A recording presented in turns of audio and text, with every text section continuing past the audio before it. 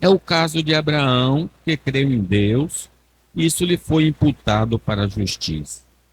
Sabei, pois, que os da fé é que são filhos de Abraão. Ora, tendo a Escritura previsto que Deus justificaria pela fé os gentios, preanunciou o Evangelho a Abraão. Em ti serão abençoados todos os povos. De modo que os da fé são abençoados com o crente Abraão. Todos quanto, pois, são das obras da lei, estão debaixo de maldição. Porque está escrito: maldito todo aquele que não permanecer em todas as coisas escritas no livro da lei para praticá-las. E é evidente que pela lei ninguém é justificado diante de Deus, porque o justo viverá pela fé. Ora, a lei não procede de fé, mas aquele que observar os seus preceitos, por eles viverá. Cristo nos resgatou da maldição da lei, fazendo-se ele próprio maldição em nosso lugar, porque está escrito: maldito todo aquele que for pendurado em madeiro, para que a bênção de Abraão chegasse aos gentios em Jesus Cristo, a fim de que recebêssemos pela fé o Espírito prometido. Amém. Meus irmãos, esse texto fala, lembra, que a salvação é somente pela fé em Cristo. E nós precisamos lembrar que quando Deus criou o homem, a sua imagem e semelhança, criou o homem no estado de inocência. Isto é, nós não éramos inclinados nem para o bem, nem para o mal. Lá no jardim, nós tínhamos o que chamamos de livre arbítrio. Poderíamos permanecer puros ou cairmos do estado em que fomos criados. O homem foi colocado, então, debaixo de um teste. De toda a árvore do jardim comerás livremente, mas da árvore da ciência do bem e do mal, dela não comerás, porque no dia em que dela comeres, certamente morrerás. Então o homem colocado em teste fez uma escolha, escolheu comer do fruto proibido.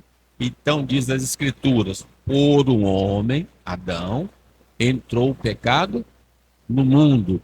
Pelo pecado, a morte. A morte passou a todos os homens, por isso todos pecaram.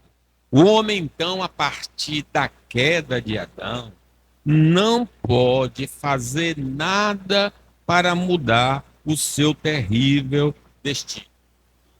Todos pecaram, destituídos estão da glória de Deus. Os discípulos até perguntaram a Jesus: neste caso, quem pode ser salvo? Se Adão pecou e todos pecaram, quem é que pode ser salvo? Jesus olhou para eles e respondeu: para o homem é impossível, mas para Deus todas as coisas são possíveis. Para fugir da realidade da condenação, alguns homens têm afirmado a não existência de Deus e do juízo final, para aplacar a consciência culpada de si. Então, como é que alguns tentam resolver isso? Ah, eu estou condenado? Isso é conversa de evangélico. Deus não existe, não haverá um juízo final.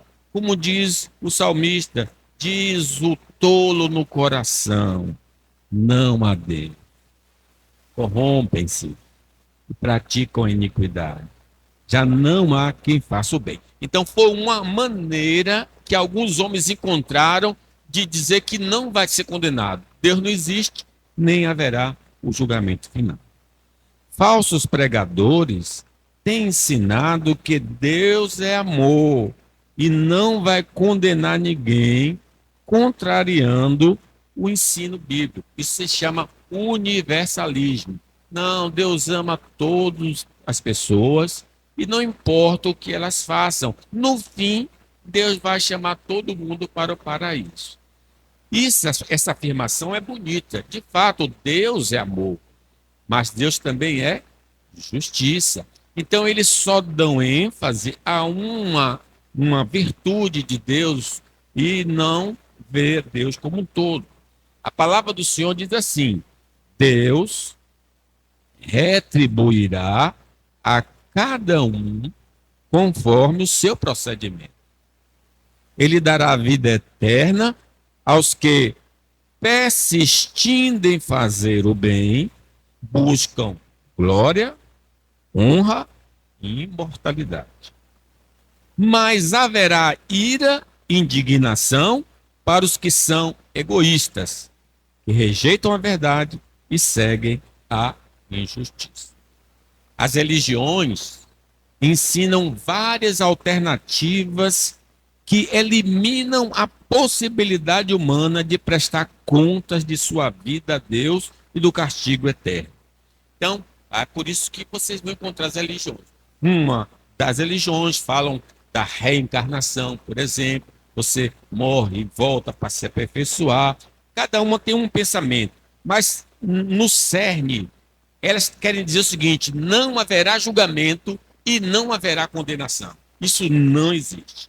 Mas a palavra de Deus diz, o Espírito Santo afirma expressamente que nos últimos tempos, desde o dia que Jesus apareceu até a volta de Jesus, alguns apostatarão da fé por obedecerem a espíritos enganadores e a ensinos de demônios. Então, essas religiões, na verdade, é um instrumento usado pelo diabo para disfarçar o homem da sua real condição diante de Deus. Mas algumas seitas procuram acrescentar instrumentos ao caminho proposto por Deus para ser salvo.